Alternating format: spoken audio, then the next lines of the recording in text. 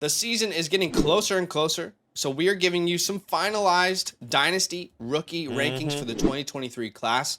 Do us a favor, be a friend, hit the like button to show some love, help grow the channel. Subscribe if you like Dynasty content.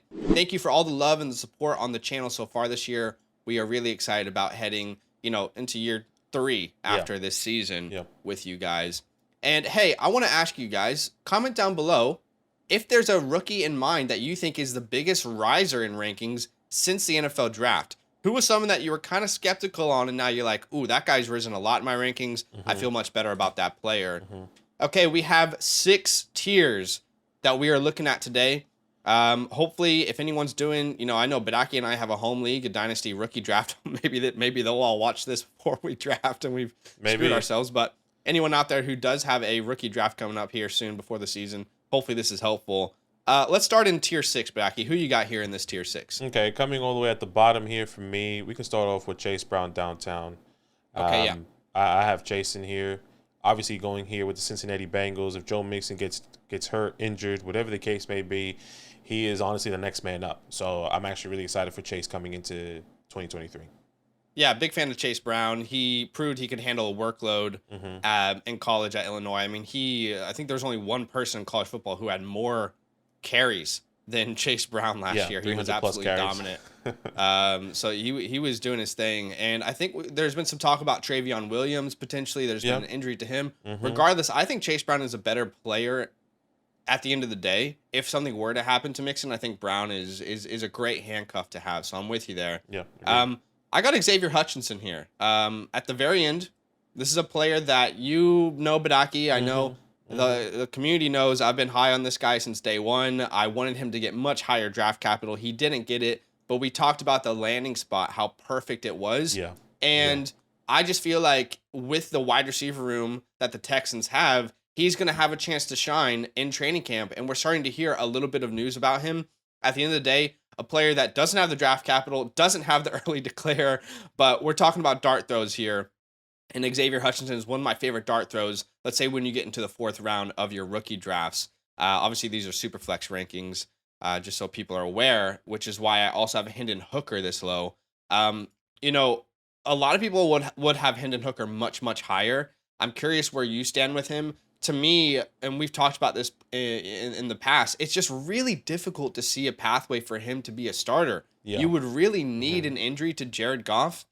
And even then, I mean, they just signed Teddy Bridgewater. Who knows if they were to bring in another veteran. Exactly. It's a great team, but Jared Goff was really good last year. In almost every metric, he was much better than the year before. He looks to be on the rise. He fits well in the system. The coaches are behind him. And I think he's going to get an extension, which is going to leave Hendon Hooker in no man's land. I just think he's potentially a dead asset, which I'm happy to be wrong on if I am. Yeah, and that's kind of where I was going to go, dead asset, in my personal opinion. Like, if I didn't have to rank him here, I try to rank as many rookies as I possibly can. Hendon Hooker is my last ranking possible player on my list when it comes down to this video. Yeah, I'm fine with that. I don't see a pathway for him personally. I don't see how I would want to draft him. I don't see how... Like you said, they just signed Teddy Bridgewater. You have Jared Goff, who we both believe is going to get a contract extension. Yeah. 3rd round draft pick as well. I'm just not necessarily sure if I even want to take a chance on Hendon Hooker, or it feels like a waste of a draft pick personally. Yeah. It's right now. What is a percentage chance that he actually becomes a starter? It's less than 5% in my mind. But here's what I will say to the people out there who do believe in him. If they hit on that, 5%, that could be an absolute league-winning pick with the team around him. So, but yeah, I think you and I would both agree. I don't have any Hendon Hooker on my dynasty teams. I don't know about you. Yeah, I always went too early in drafts. Yeah, I have none. He was going.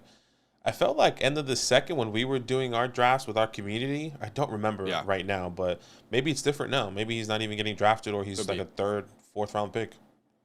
Okay, anyone else you have in this tier 6? I have a couple other players. Yeah, I also have Michael Wilson here.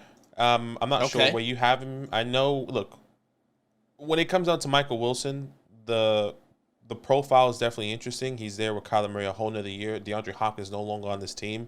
What's the pathway really look like for him? I think it may be a couple years, a year or two, but as we all kind of projecting, if Marvin Harrison Jr. really comes onto this team and it is one of the 1st round picks for these Arizona Cardinals, I'm not necessarily sure if I see a pathway for Michael Wilson, but I'm still going with the draft capital and the belief, but he's in my tier 6 right now. I'm going to strongly advocate for him in tier 5. In fact, I am releasing a video here very soon on this channel talking about Michael Wilson as the easiest buy in Dynasty football right now. He really is. I've talked about him about a month ago. His community ranking hasn't changed. He's still in the 80s, which is insane to me. This is one of those players where the profile is awful. Injuries throughout, like, you're not going to see much production. There's a bunch of injuries. He's not an early declare. But what he did at the Senior Bowl and the skill set that he shows on the small bit of film that we do have is so impressive. Like, his release package and his route running reminds me of an Ohio State Michael Thomas. It really does. Had great testing through our RAS, 9.5, 5 out of 10. He tested better than 95% of wide receivers in the last 35 years in their database. And when I look at the Cardinals, I've said this before in previous videos, but to me, I love Hollywood Brown. I think he's a great buy. But when I look at Hollywood, when I look at Rondale Moore, when I look at Greg Dortch, when I look at the options on this team, Michael Wilson at what is he 6'2", 213? He profiles as the only realistic alpha X receiver. Now that doesn't mean he's going to be the number 1, but I think there's a chance that he is the number 2 receiver in targets on this team by midseason. Like, we could see some sort of revival when Kyler Murray comes back. I'm a big fan of his. I think regardless, he's going to have good quarterback play. If it's Kyler Murray, if it's Caleb Williams, I understand about worrying about the future with, could Marvin Harrison Jr. come here? But imagine we said that last year about Jackson Smith and Jigba, and, an injury happened and he fell down the board. Like, so many things can happen, Yeah, for sure. So to me, this is a player that I'd love to advocate in tier 5, a player that I think is worthy being around those names. Because I don't think, like, some of these names here in tier 6, I think they fall to like mid 3rd, early 4th, Yeah. And I would put Michael Wilson in a higher tier myself if I can advocate for him. Yeah, absolutely. I mean, I'm happy for you to have him. I think right now that's how I'm feeling with Michael Wilson. I'm not off Michael Wilson. I'm not loving the prospect or the pathway. I think there's going to be a hurdle that he's going to have to jump potentially next year, and I think I might want to lean on some other players that I personally see an easier pathway coming in for. I can respect that. I have him ranked 28 spots higher than community rankings. Yeah. He's my wide receiver 54. Okay. In the community, he's a wide receiver 82. Okay. So I'll definitely advocate for him. Yeah. I have a couple other players in this tier. Yeah, same. Jalen Hyatt being one of them. Yes, that is definitely one. Not a player that either of us really love his skill set. We think he's a quite limited player, but he's on a team that doesn't have much security in the wide receiver room or many answers, even though Darren Waller seems to be the number 1. Maybe he grows into, a better route runner, a more nuanced player, and he proves us wrong. I think he's worthy of being in this tier myself. And then I also have Luke Musgrave, who's kind of like teetering on the edge. I'm not sure where exactly you would have him. Okay. So curious to hear from you about that. And then the last player would be Tank Dell, who, similar to Xavier Hutchinson, lands in a great situation, rookie quarterback. Both of these guys, rookie wide receivers with their rookie quarterback. So there's no pre-connections that they need to kind of fight with for opportunities and targets. Both of these guys can complement each other, and they play very different types of games. And Tank Dell, while I'm concerned about his size long-term and what that means for, his versatility, his ability to play in certain spots, you can't not see his ability to separate, and that's a very valuable trait in the NFL. So those are the guys I had in tier 6. Curious if you agree or disagree with any of those last ones. Yeah, so I have all these guys in the tier 6. Obviously, the only difference is Michael Wilson. I have Tank Dell there. You kind of mentioned it, separation. This team is going to be up and down when it comes down to the wide receiver room there with Xavier Hutchinson. Yeah. Luke Musgrave coming into a good possibility this year with Jordan Love. Getting a little bit of hype in camp right now. We're not hearing about his other tight end in Tucker Kraft, which is very interesting. At least for me, I haven't seen too much in the Twitter sphere. It's all about Luke Musgrave, which I kind of expected personally. And then Jalen Hyatt, he's getting also a significant amount of hype, a significant amount of love and admiration from, I guess, the Giants community, the Giants fans. And let's see what that kind of pans out to be. Maybe he's just a deep threat, or maybe he does transition to something that we all didn't expect. So yeah, I have all these guys in the same tier. All right. Well, look, guys, rankings are going to constantly change throughout the season for these rookies. If you want access to our rankings that are constantly updated, as well as all of your favorite content creators on Dynasty, then go ahead and use our code LAND when signing up to flockfantasy.com. Sign up to the Mother Flocker tier. If you do, you get 30% off and you unlock the fantasy hotline, which is a direct DM to us. DM us on Discord if you do sign up. We'll get you all set up. And there's also a tab where you can look at rankings only on our rankings page. That site is constantly getting better. We're super proud of it. Super proud to be a part of it. So let's head here into tier 5. Now, the way I looked at these tiers when the NFL draft originally happened, right, I kind of view it similarly still. This tier 5 I called Dart Throw City. Yeah. That's what I called it originally. And this tier 6 I actually called Dart Throw City 2. You know, the remix. And that's kind of how I still feel about these players. There's a chance, obviously, like Dart Throw City 2, that tier 6, we feel less confident in those players being an active part of our starting lineups. In the Dart Throw City, there could be 2 or 3 guys that could really contribute. And then above that, I feel really good from tier 4 onwards that these guys can really contribute to your dynasty rosters. So I assume you kind of feel the same way, Badake, but just to throw that out there. Yeah, absolutely. Who you got here in this? Because it's my biggest one here. It is my biggest. City. It is my biggest tier. So maybe what we should do is I'll throw out 3 names and maybe we'll have a quick conversation. Okay. So my 3 guys that I have here is Rashid Rice, Josh Downs, Marvin Mims.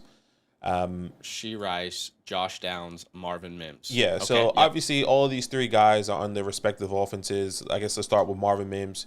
Kind of now stepping into a good opportunity here with KJ Hamler and Tim Patrick essentially no longer being on the team. We're going to miss the whole season this year. That's huge for him. And that is a massive, massive step up here for Marvin Mims coming into this opportunity. We all know Jerry Jeudy, Cortland Sutton, Greg Dulcich, Marvin Mims. One of those guys misses a couple games. Marvin Mims can easily step up into this offense, especially with Sean Payton here, knowing the history of how he can utilize anyone that's on his team, to be completely honest with you. So Marvin Mims in my tier 5, or in this Dart Throw City, I guess, aka tier 5.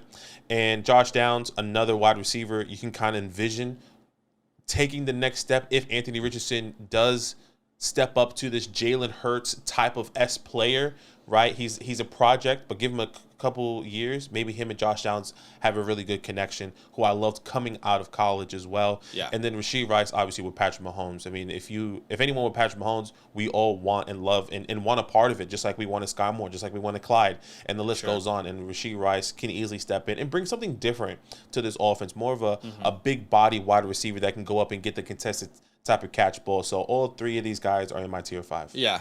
No, I'm definitely with you. I agree. The only thing I would do is just put Rashid Rice ahead of Josh Downs myself. I prefer to be connected to Pat Mahomes. We're not giving him first-round draft capital here or anything, but just like between the 2, the situations they're in, I prefer Rashid Rice's. And I've made a whole video about Josh Downs and how I am personally concerned about his value this time next year. And we all talk about how people are patient, be patient with these players, but people aren't patient and values will drop and you'll be stuck, not sure what to do. Yeah. But I like Josh Downs' a talent. I'm just worried about the situation. But I'm with you. I would also have Tank Bigsby here. I would put Jaden Reed here since we're going to do 3s. And I would put, actually, let's just do 4 here. Mingo and Rashawn are also in this tier for me. With those 4 players, the player I would probably bet on myself would be Rashawn Johnson. I know Khalil Herbert is there. I know Deonta Foreman is there. But I think there's a real chance by end of season that he could become the starting running back for this team. Yes, he's a big, huge body. He could be great in the goal line, but he's also a very good pass catcher, which goes unnoticed a lot. He played a lot of 3rd downs for Texas when Bijan Robinson was off the field. So he's a much better receiver than people give him credit for. Mingo, you are excited about Mingo because of how early he was drafted in the 2nd round, because of the connection with Bryce Young. He could potentially be, developing, and hopefully him being played out of the slot. That's where we all want him to be played. And then Tank Bigsby, I'm a huge Travis Etienne guy. Some people might advocate for him in tier 4, but I think unless Etienne gets injured, I don't see a true upside RB1 potential on his team. Myself, I would actually probably have Marvin Mims ahead of Tank, and I would have Rashid Rice also ahead of him. But you know, pick your poison there. Do Yeah. you have any disagreements with those players or anyone you want to add or take away? No, I mean, I personally still have players here. Okay. Two players probably that we will 100% disagree with already. Two running backs. That is Kendre Miller and Devon A-Chain. Now, both of these guys are in my top end of this tier. Okay. I would say if I had to choose one, in my personal opinion, to advocate for in the long term will be Kendre Miller. I would rather have him in the tier 4. But for me, Devon, the profile, the small body build, going against the grain here, is a phenomenal athlete, has the speed, going into one of the fastest offenses in the NFL. But I think he can easily be replaced.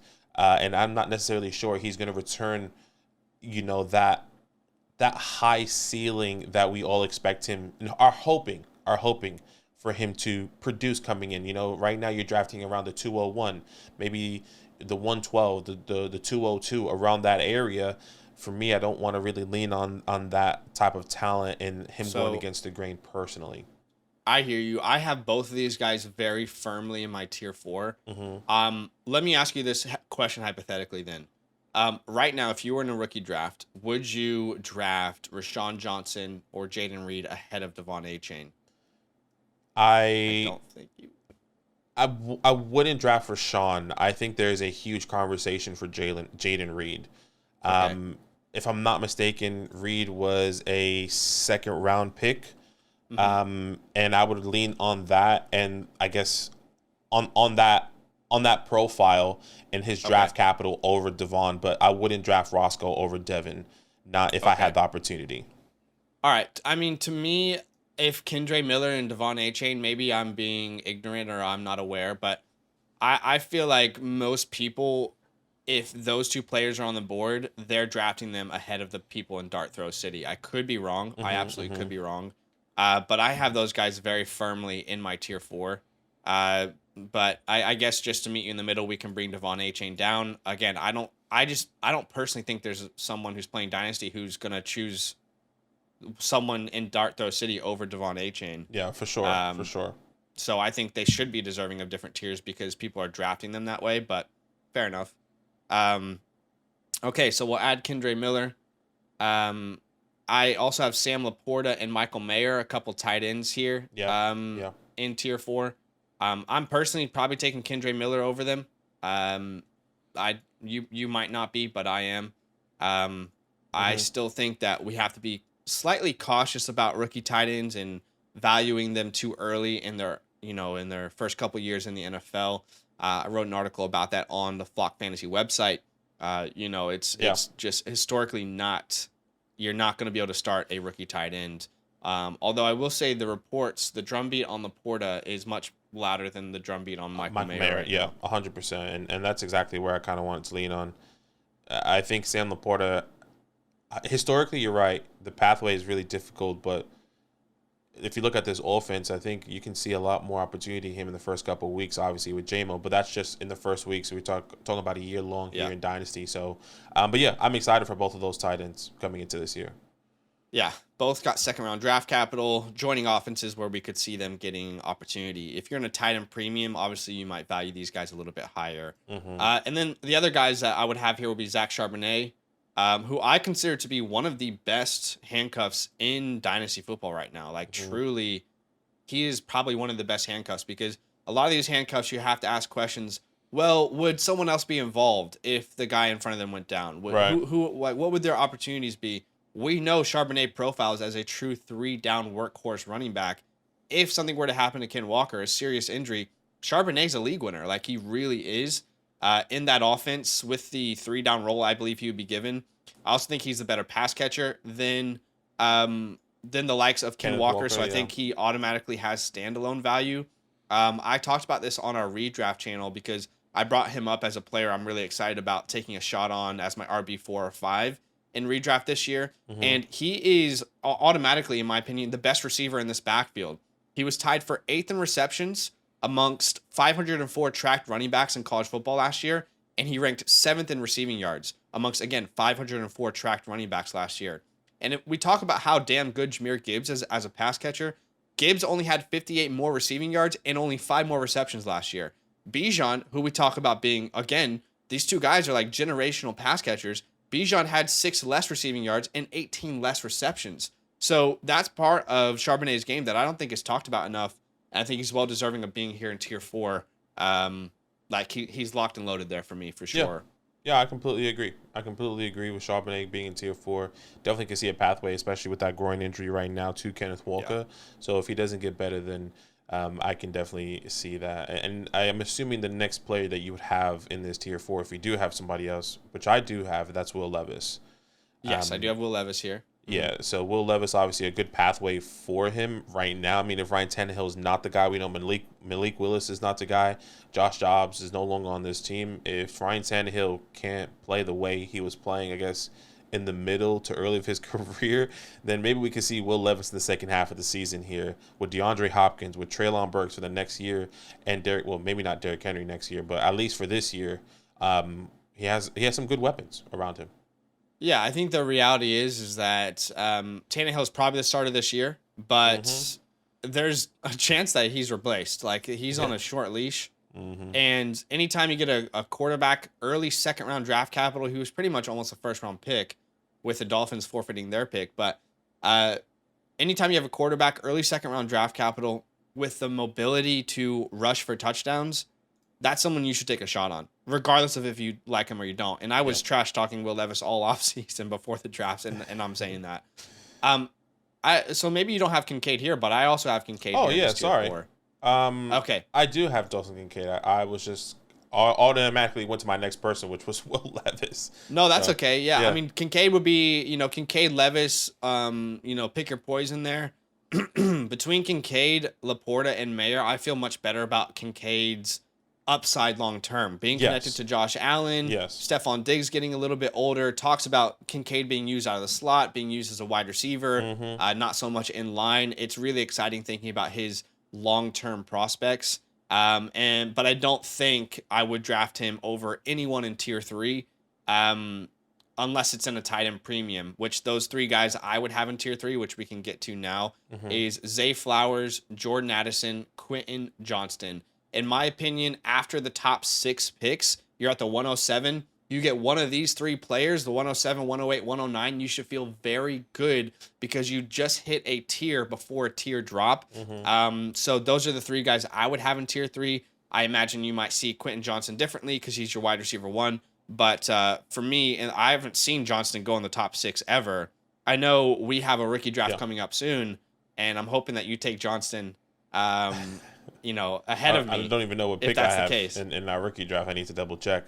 It's been a while. But look, I always say this every single time. Wherever Quentin Johnston is, that's exactly where Jackson Smith and Jigba is. They're right back to back. For you. And, for me, in my tiers. I'm happy to have it however way you want into the video. I know I'm a massive Quentin Johnston believer, arguably going to one of the best, pairing up with one of the best quarterbacks out of all the wide receivers in a dynasty perspective. And I believe in his talent. I love his profile and everything that he's done at TCU. Now going here, maybe has a couple hurdles to overcome with obviously Keenan Allen and Mike Williams, but I think we can see a little bit more of opportunity coming into 2023. But hey, either way, however way you want to put it, you can put them both in tier 2, you can put them both in tier 3. But it doesn't really matter to me. As long as everyone knows that he's my wide receiver 1, I would draft him over Jackson Smith and Jigba. Okay, so I'm gonna find that timestamp for our draft just to make sure. I'm gonna hold you to it. But I respect it. I respect the conviction. While I think you're wrong, because we've talked about this. Jason's my number 1. It's not some surprise. I respect the conviction that you've had throughout the process. So we'll keep them in tier 2. Again, I would have Johnson down here with these tier 3 guys. But we can keep them there. And I don't think this is really any rocket science. Gibbs is in this tier. Stroud is in this tier. Bryce Young is in this tier. Anthony Richardson's in this tier. I don't think you and I would have any disagreements. This has been, for me, Bryce Young to all the way to JSN, those guys have been my tier 2 since the NFL draft. That hasn't changed. I've had Johnson here. These tier 2 and tier 3, this is what it's looked like for me since April. Yeah, interchangeable for sure. It just depends on who you want to take. Obviously, I had CJ Stroud earlier. I like the draft capital. Not the draft capital. I like the landing spots personally over where CJ Stroud went now. I like Anthony Richardson and Bryce Young at their respective landing spots, but still believe in CJ Stroud, the talent and what he could potentially be doing coming into this year. And then obviously at the 101, we have the best running back since they say, Bijan Robinson. Good old Brian Robinson. Shout out to Brian. Imagine Bijan just like stinks it up this year. That would be honestly, that would be the most surprising. That would be wild. I mean, we've been scouting for a little while now. I would be shocked, but it would be so funny if it happened. But yeah. I mean, I think he's going to be an absolute monster. He should be great. The opportunity on a run-first offense. I mean, the Atlanta Falcons top 3 in rushing attempts coming this past year. That should easily continue with Desmond Ridder here. So let's hope Ridder can dump the ball off. I hope so. So I think main points of difference here. Again, I would have Johnson down a tier. You have him with JSN. I would also have Devon A-Chain up here. And I'm probably taking Kendre and A-Chain ahead of those tight ends myself. So those would be probably the main points of difference. And then Michael Wilson. Yeah. Outside of that, we see it pretty similarly at this point. So anything you want to say final here before we end the video? No, I think that's pretty good. I mean, we can easily see... As we have a minute, we can easily see someone like a Tucker, someone like an Izzy, if they don't bring in somebody else and Breece Hall misses time. Even Zach Evans, if Cam Akers goes down, hypothetically coming into to the mix. So let's see what happens coming into this year. You could definitely add Zach Evans to the Dart Throw City Part 2 for sure. Like I took Zach Evans over Jayla Hyatt in a lot of leagues. And you could probably do the same for Tajay Spears. I don't have any of Tajay Spears on my teams. For reasons we've discussed. But yeah. That's it. Do us a favor, drop a like. Let us know what you think about this in the comments below, and we'll see you in the next video. All up. Now that those idiots are done talking, who needs some rankings? Hell yeah, I need some rankings. Then use promo code LAND, L-A-N-D, for 30% off any membership at flockfantasy.com. Oh. It's so easy, even your grandma could scan that QR code right there.